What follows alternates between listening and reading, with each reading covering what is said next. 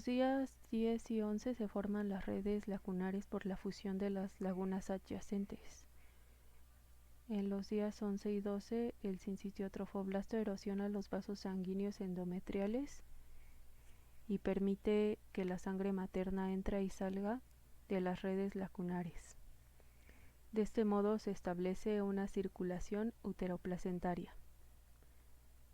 Para los días 12 y 13 la solución de continuidad en el epiblasto endometrial queda reparada. En los días 13 y 14 se desarrollan las vellosidades coriónicas primarias. En la tercera semana comienza la gastrulación. Es el proceso por el cual el disco embrionario bilaminar, las células del epiblasto migran a través de la línea primitiva y así se forma el embrión trilaminar conformado por 3 hojas germinativas, el ectodermo, el mesodermo y el endodermo. Cada una de estas capas da origen a tejidos y órganos específicos. El disco embrionario bilaminar se convierte en un disco embrionario trilaminar durante la gastrulación. Estos cambios comienzan con la aparición de la línea primitiva, lo que produce al comienzo de la tercera semana en forma de un engrosamiento del epiblasto en el extremo caudal del disco embrionario. La línea primitiva procede de la migración de las células del epiblasto hasta el plano medial del disco. La invaginación de las células epiblásticas a partir de la línea primitiva origina las células mesenquimatosas que migran ventral, lateral y cranealmente en el epiblasto y el hipoblasto. Tan pronto como la línea primitiva comienza a producir células mesenquimales, el epiblasto se denomina ectodermo embrionario. Algunas células del epiblasto desplazan el hipoblasto y forman el endodermo embrionario. Las células mesenquimales producidas por la línea primitiva se organizan al poco tiempo para formar una tercera capa germinal, el mesodermo intraembrionario o embrionario, que ocupa la zona entre el hipoblasto previo y las células del epiblasto. Las células del mesodermo migran hasta los bordes del disco embrionario, donde se unen al mesodermo extraembrionario que cubre el amnios y la vesícula umbilical. Al final de la tercera semana, el embrión es un disco embrionario plano y ovoideo. El mesodermo se localiza entre el ectodermo y el endodermo del disco en todas las zonas, excepto en la membrana orofaringea, en el plano medial ocupado por la notocorda y en la membrana cloacal. Al comienzo de la tercera semana, las células mesenquimantosas procedentes de la línea primitiva forman el proceso notocordal entre el ectodermo y el endodermo embrionarios. El proceso notocordal se extiende desde el nodo primitivo hasta la placa precordal.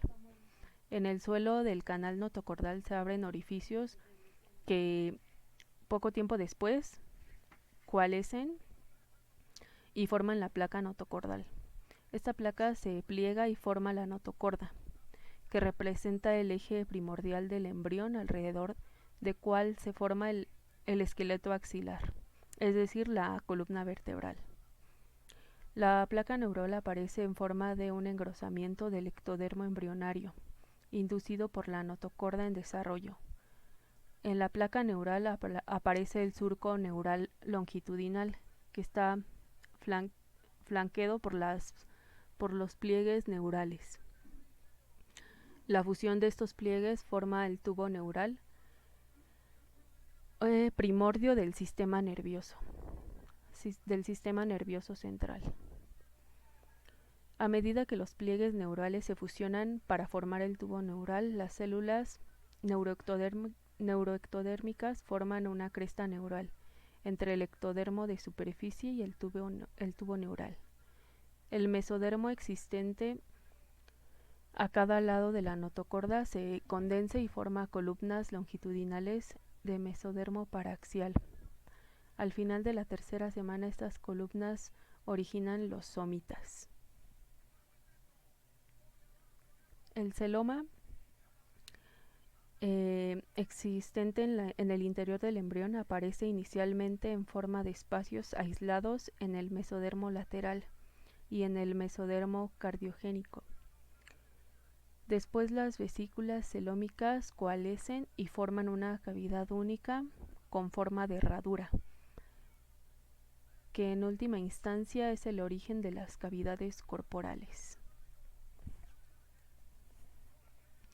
Los vasos sanguíneos aparecen inicialmente en la pared de la vesícula umbilical, la alantoides y el corión, y al poco tiempo se desarrollan en el interior del embrión. Los eritrocitos proceden de los diferentes precursores hematopoyéticos.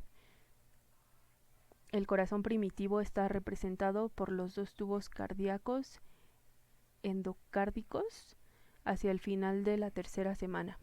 Los tubos cardíacos se fusionan y forman un corazón tubular, al que se conectan los vasos del embrión, de la vesícula umbilical, el corión y el tallo de conexión, formando el sistema cardiovascular primitivo.